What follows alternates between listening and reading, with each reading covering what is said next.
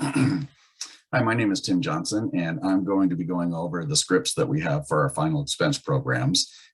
So you've got this lead. They said to call back at certain time of the day. You call them, and you've gotten a hold of them.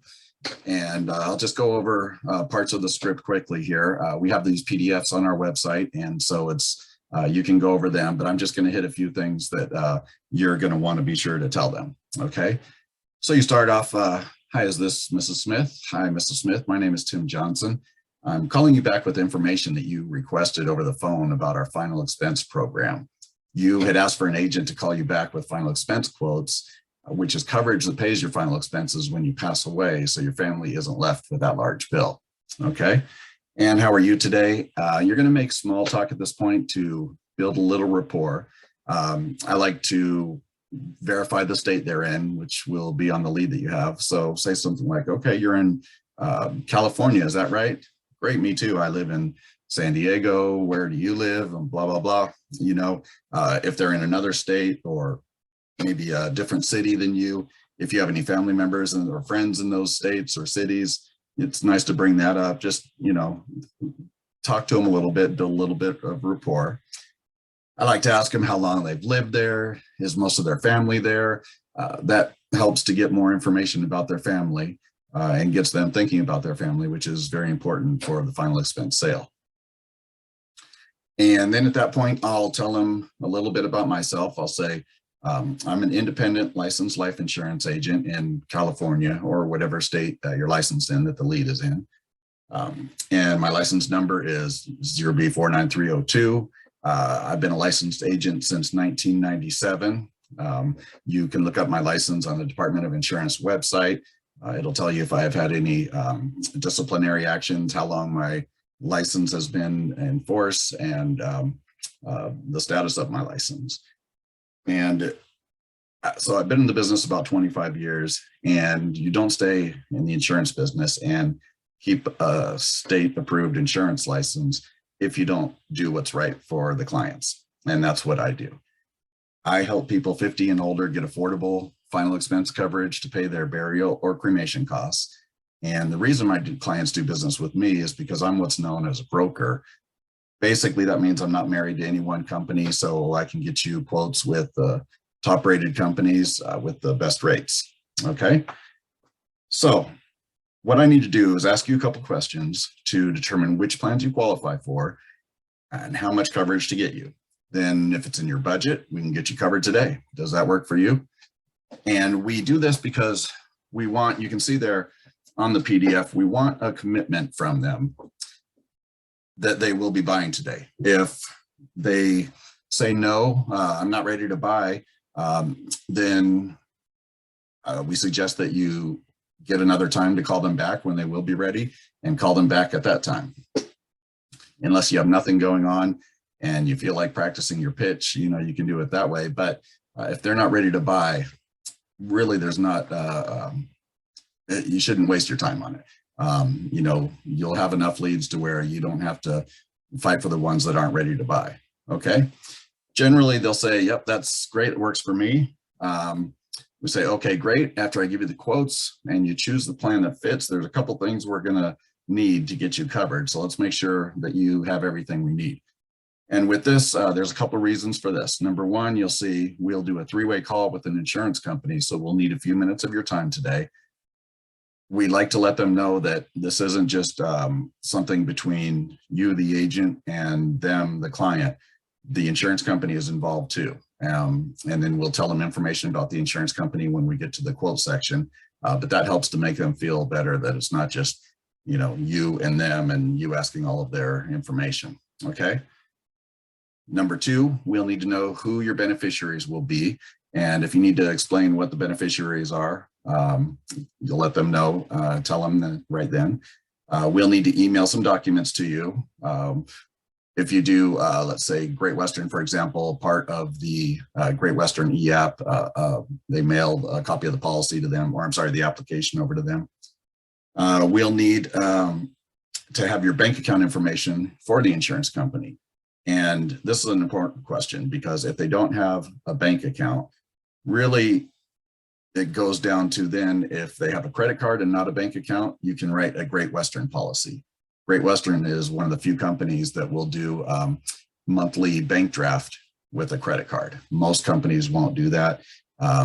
And so with just about all the other companies out there, most of the companies out there, you have to have a bank account. So if they don't have a bank account or credit card, you can ask them if someone else would be paying for their bills. And if they are, then you can go ahead and go forward with this. But if they just don't have a bank account and they pay bills with money orders or things like that, they're not a prospect and you'll move on.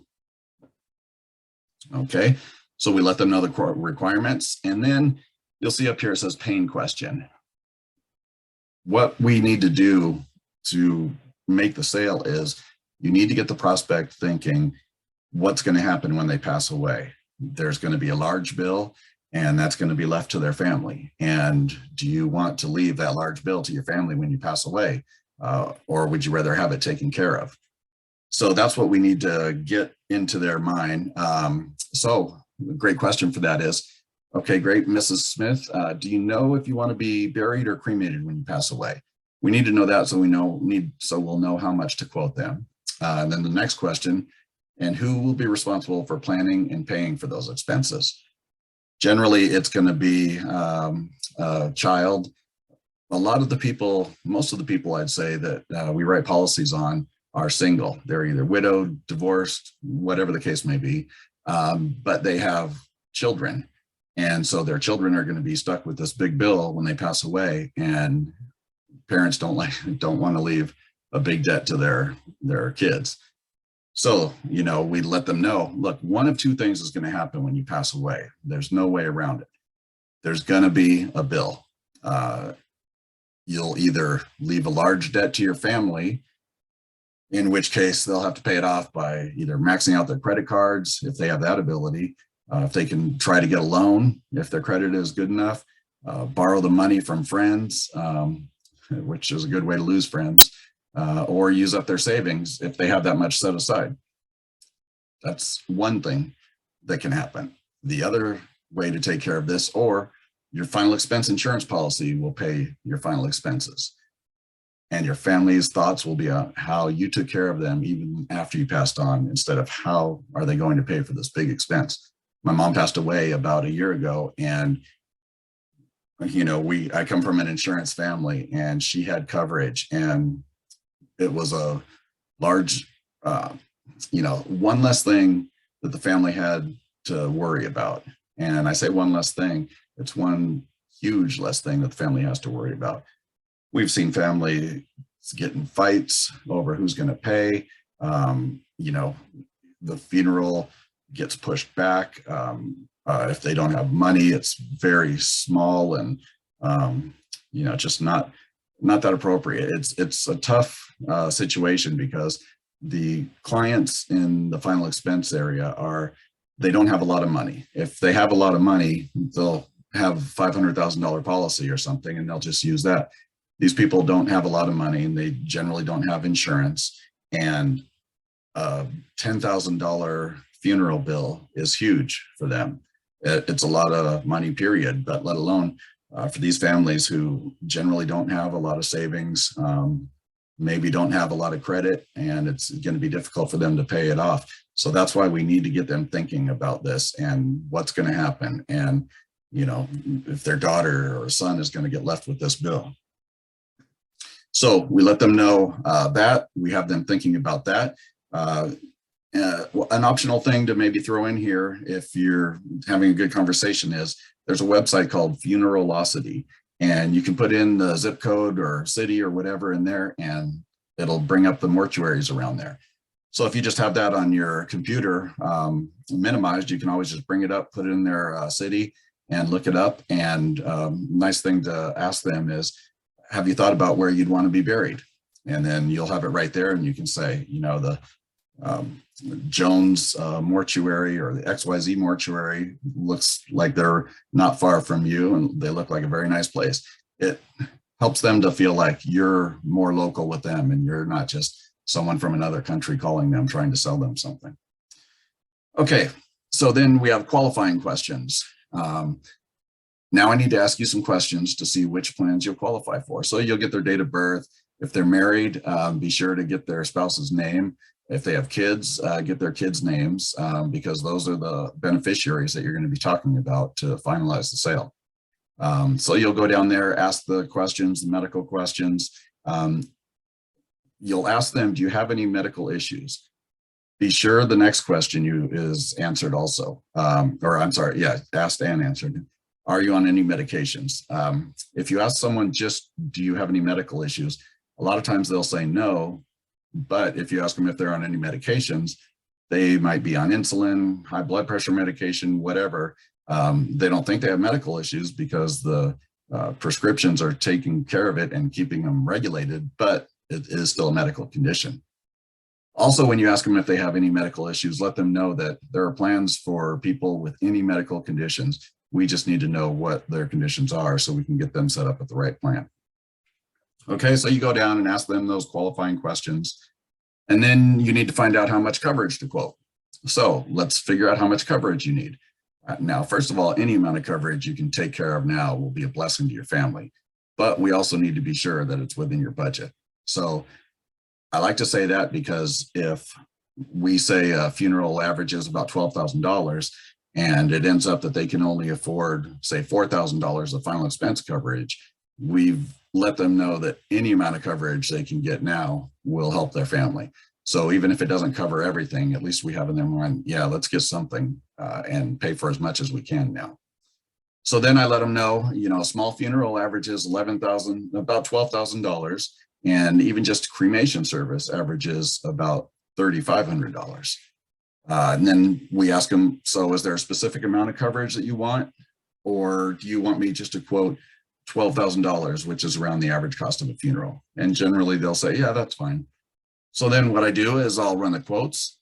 And then before I give them the quotes, I'll let them know the insurance company that's this quote is with and the plan, details of the plan. So say, okay, Mrs. Smith, let me review and give you the quotes. First of all, the company with the best plan for you would be, and then you'll say the company and the specifics on it. As an example, American Amicable, they're A-rated with AM Best. They have over $10 billion of life insurance in force. Great, strong company, great company to work with too. Okay, so for, let's say, $12,000 of coverage that will go directly to Mary, which is the name of, let's say her daughter, who's the beneficiary on here that you've gotten the information on. For $12,000 of coverage that will go directly to Mary when you pass away, including a terminal illness benefit rider that will pay you money while you're still alive if you have 12 months or less to live, go over the rider, any riders that are on the plan with them. And then you'll say it'll cost just, say, for example, $65 a month, which is a great rate for this much coverage. Is that amount within your budget? And this is the easy close here, because if they say yes, great. All right, let's get moving forward. The next thing that we'll have to do is get some more information from you. You already gave me your beneficiary information. Now, Mary, is her last name the same as yours? Or, go ahead and ask them some more information and start taking the app. You're going to want to do an assumed close on here, okay? So if they say yes, assume the close and start taking the app. The easiest close after that is if they say no to you. You ask them, is that amount within your budget? If they say no, say, okay, I'm glad you said that. We only want to get you coverage that you can afford. The only insurance plan that is a good plan is one that you have in force when you need it. So let's lower the death benefit. How much can you afford per month? And then whatever they say, that's the amount that you'll plug in and get the quote for, and assume the close from there. They've told you how much they can afford. You run the quotes, give them the quote again, say, okay, blah, blah, blah. And you said this is in your budget, and then start going right into, okay, the next steps then are, I need to get some more information from you, and we'll do the three-way call with the insurance company and just assume the close and go from there. Want to try to end this soon. There's a few sales tips on here that I think are important. Number one, you are a professional at your job. As the professional, the prospects need you to tell them what you think they should do. When you go to a mechanic, an attorney, doctor, they're trying to sell you their services or their products, but they don't come across as salespeople. They give their expert opinions, and a lot of people, myself included, we take their opinions and recommendations and a lot of times go with it. So at the end of the script, we have objections that you can overcome. I'm not going to go over all these. So go over the scripts. Again, change the wording to how it fits you. Keep the main points in here. And I think you're going to have great success. Assume the close. And remember, you're the professional and they're looking to you for advice. So I thank you for the time on this. If you would like to reach me with any questions, you can email me, tim@savingoptions.solutions. The office number 951-541-2684. And I look forward to working with you. Thank you.